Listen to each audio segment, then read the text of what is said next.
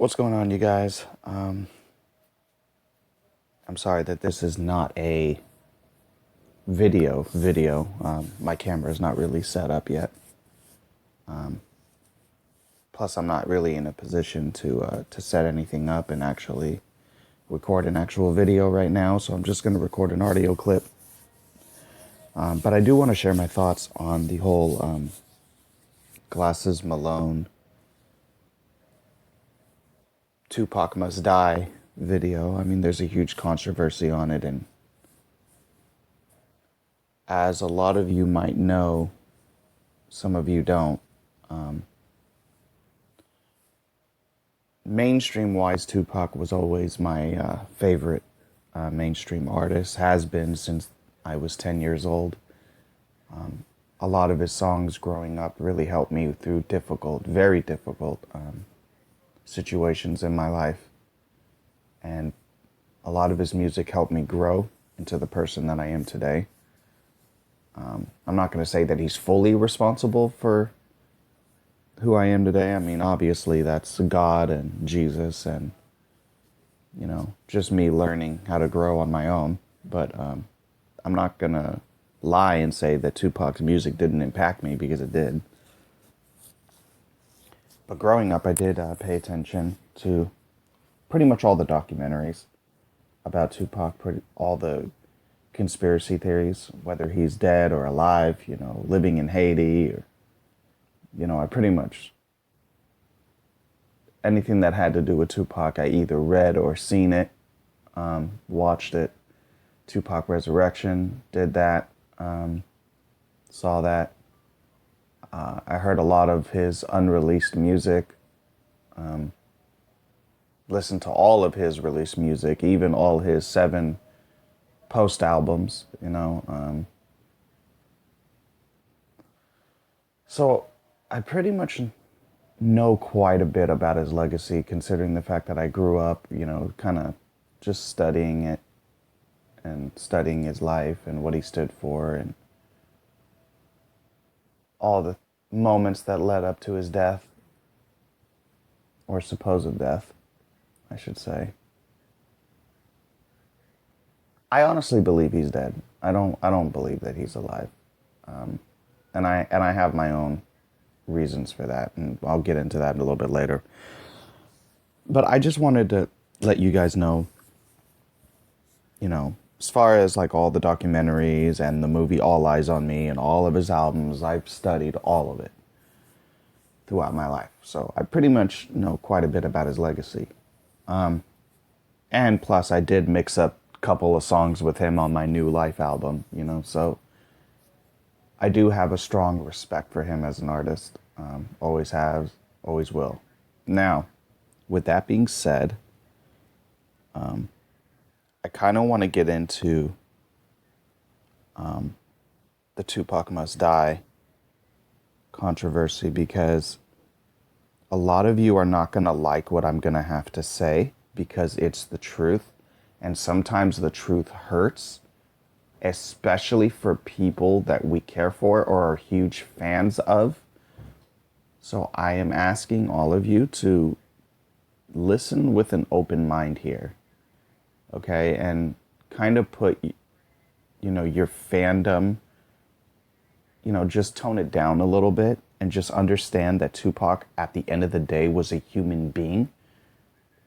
We tend to put celebrities on pedestals, on very, very, very high pedestals. And I'm not going to say that growing up I wasn't guilty of that, because I was. I put Tupac on such a high pedestal that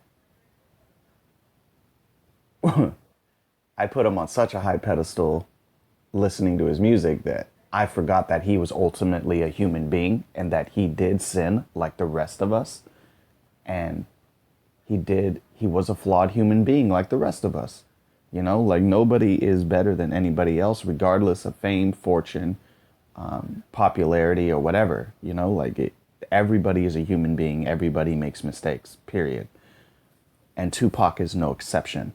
Regardless of his legacy, he was the greatest rapper of all time, but he is still a human being, and he's still flawed, and he still sinned, and he still made mistakes. With that being said,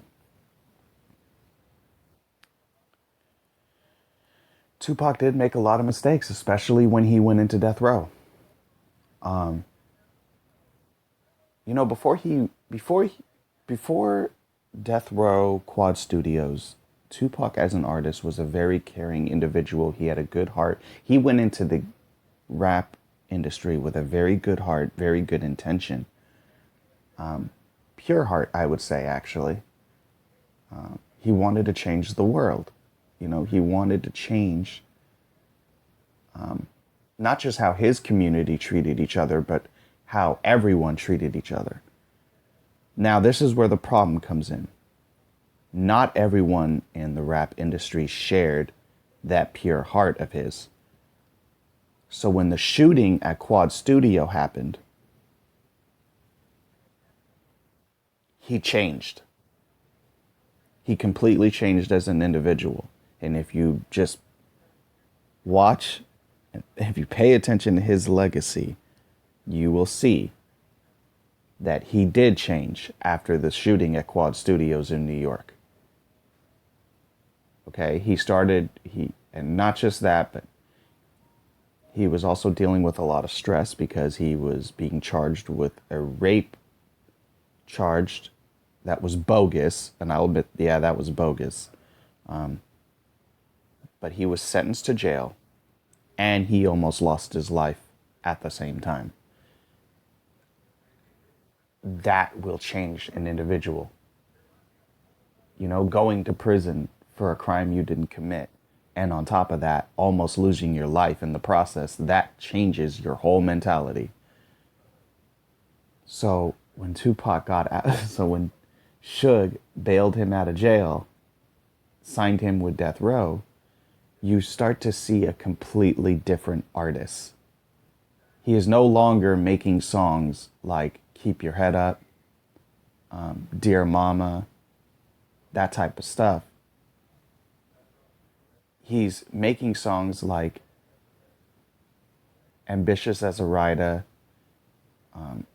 Hit 'Em Up, especially Hit 'Em Up, you know, that kind of changed the course. That is a small point that led up to his death. He started to hang out with Suge a lot, and Suge was a well-known, back then, was a very heavy in the blood set, you know. And as you saw from, like, you know, movies like Straight Outta Compton and All Eyes on Me, Death Row had a very violent reputation.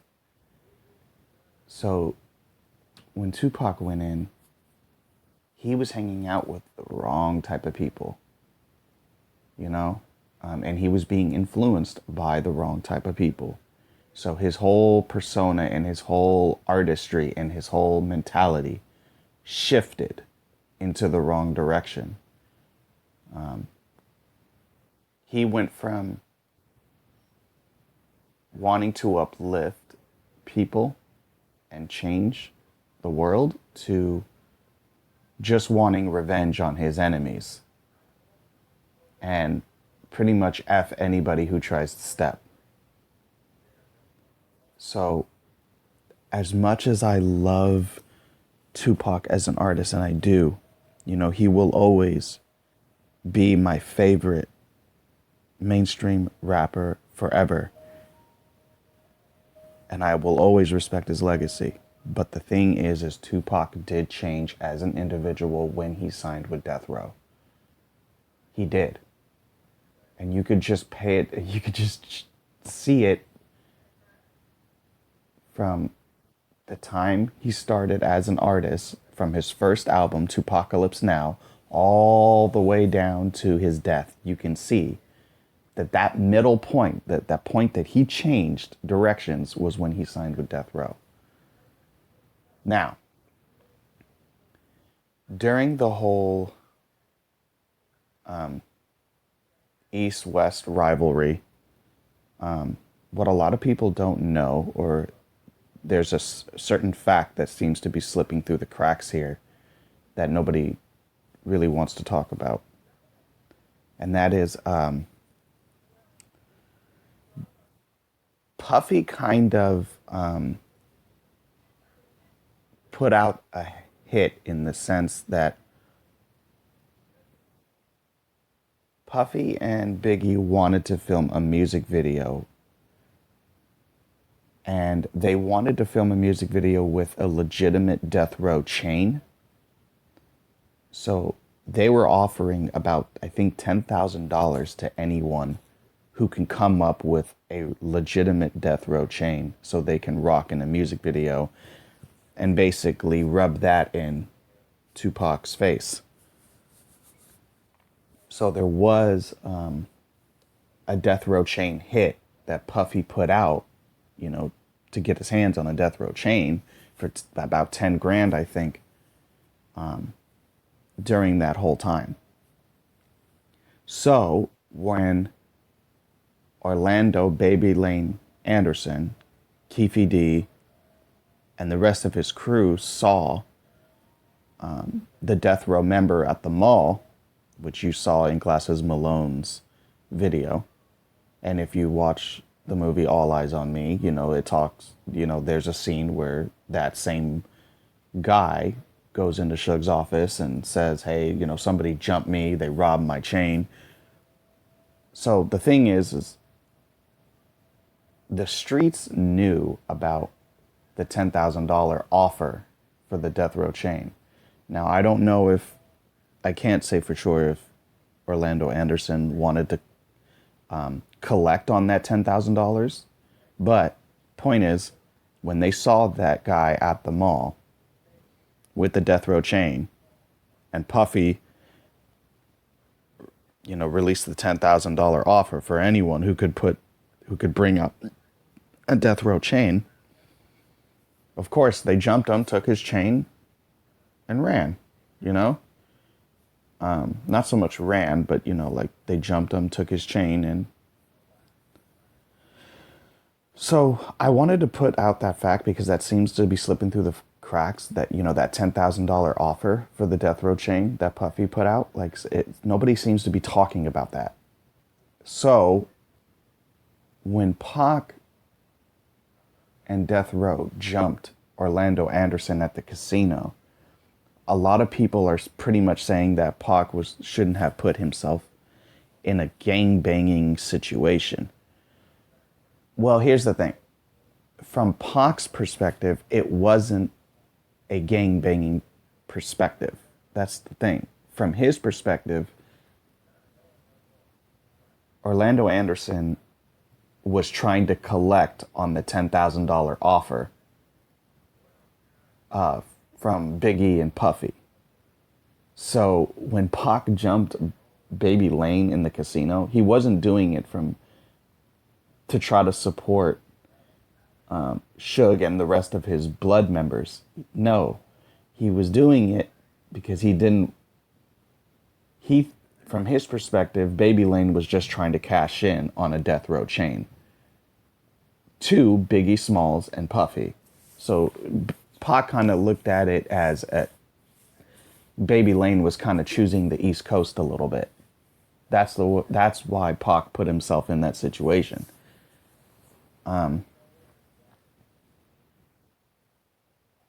At least that's what I believe, because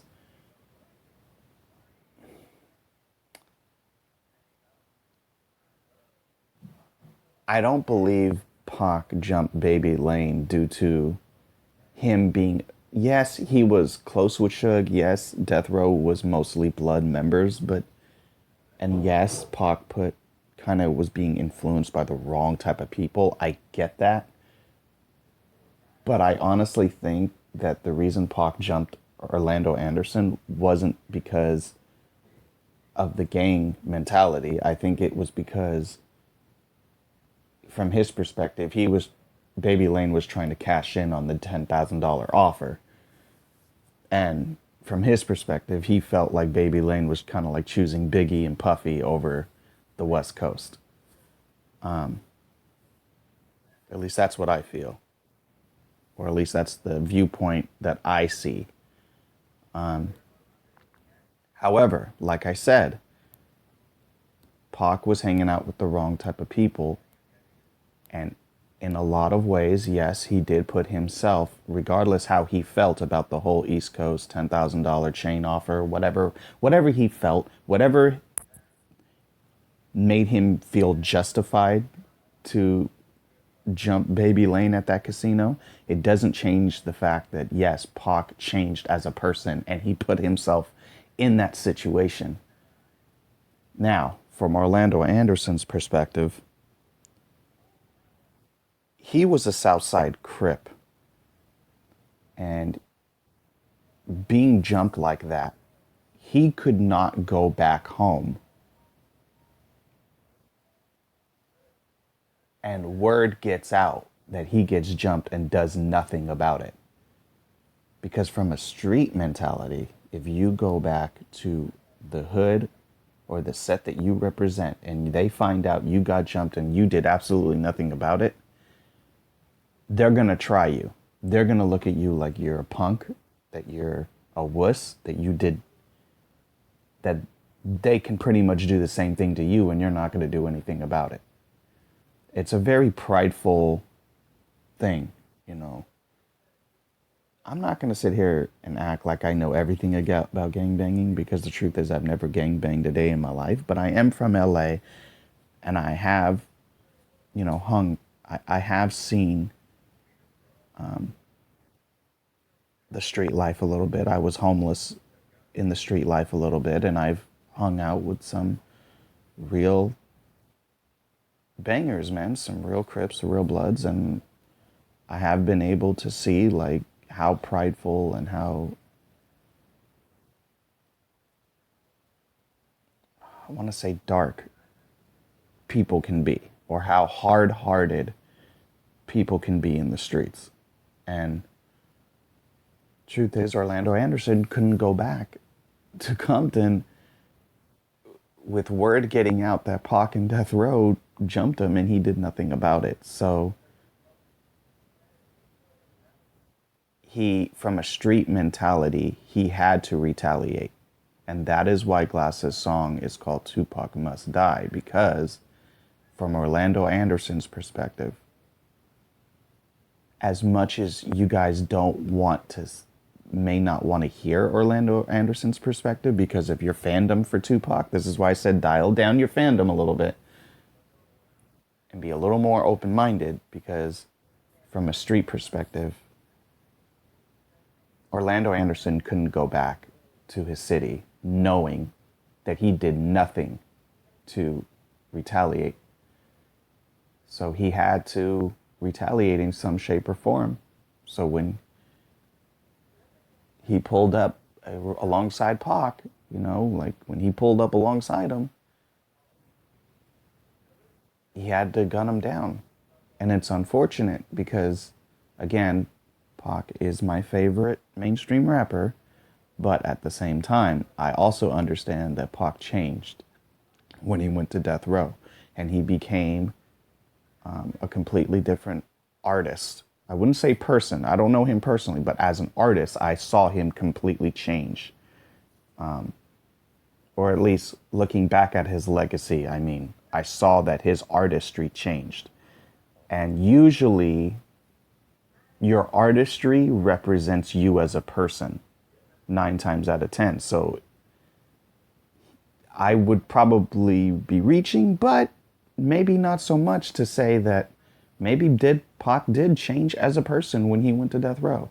Maybe he did change, and he put himself in a situation that ultimately led up to his death. All this, like with songs like Hit 'Em Up, Right Against Our Enemies, him hanging out with Suge Knight and the blood affiliation, him adopting this whole,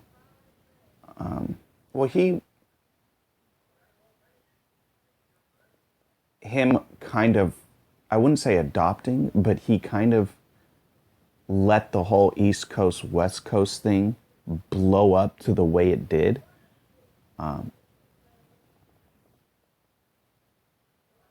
he didn't try to reconcile with Puffy or Biggie at all.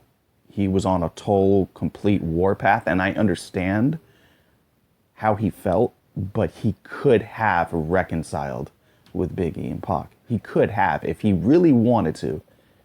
He could have called them up and talked over the issues, but he didn't want to. He just wanted to destroy them on the mic, which ultimately led to Puffy, wanting that chain and $10,000 offer, and then the streets knew about it, and Baby Lane jumped for the chain, and so all these things led up to Tupac's death. And I really think the turning point from positive to a negative outcome was ultimately when Tupac signed with Death Row.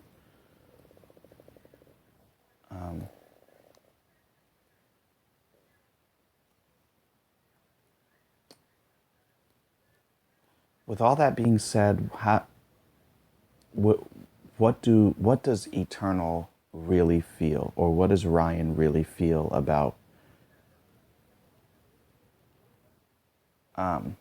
Tupac Must Die, the video? I think from an artistry standpoint, Glasses Malone was very creative. I think from an artistry standpoint, he was telling a story, and he did a very good job telling a story. I can understand why Tupac fans, even me, in the beginning, just from first glance, I can understand why they get angry. But I also understand that there's a lot of Tupac fans that are not open-minded, that they will ride with Pac, and that's awesome because you're loyal to that artist. But at the same time, we need to remember that these artists are flawed human beings. They are human beings, and people change. And from my perspective, I think Tupac changed as an artist when he signed with Death Row. He was no longer the good-hearted artist that we all fell in love with. He became someone who was very hateful toward Biggie, someone who was very hateful toward anyone who would not like him. And he put himself, despite whether he believed it was an East Coast, West Coast thing, he still put himself in a blood Crip feud, which ultimately led to his death. However, I will say this, though.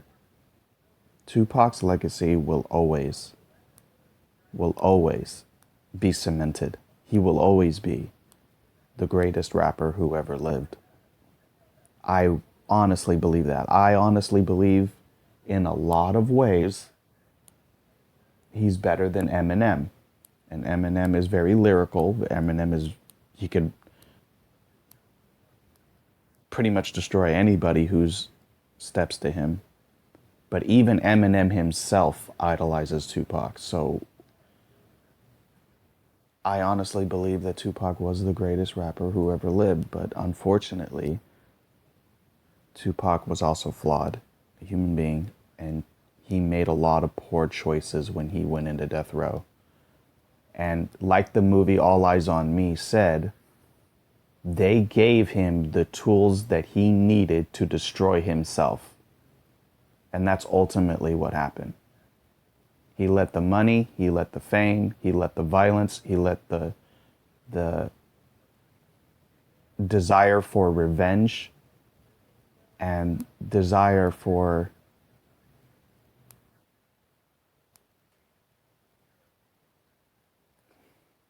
I don't know how to put this, but the desire for his pride to ultimately destroy him. I don't know how else to put it, man. Like, I just think that he changed as a person when he went into Death Row. And I know probably a lot of Tupac fans are going to dislike this video, and I can understand that. But y'all need to understand that since the age of 10, I have always been a Tupac fan. But I also am open-minded, and I also know that Tupac I hate to say it, but was not a role model. He wasn't a role model that people should follow, because if he was,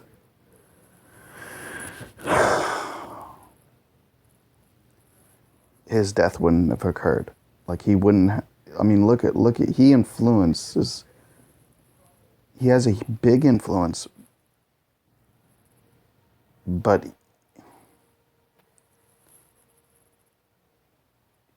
he influences a lot of people to go down the wrong path in a lot of his music.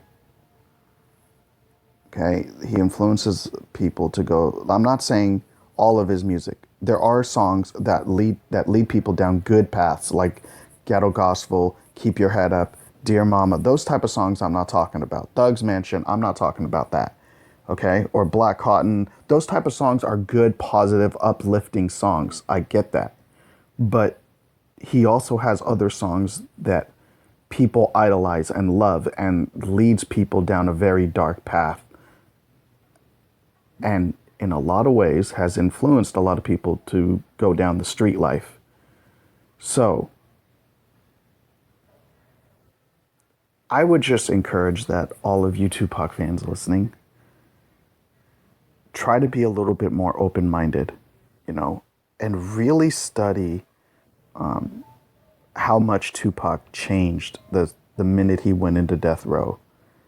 You know, you'll see that his whole artistry changed, his whole persona changed. He became a very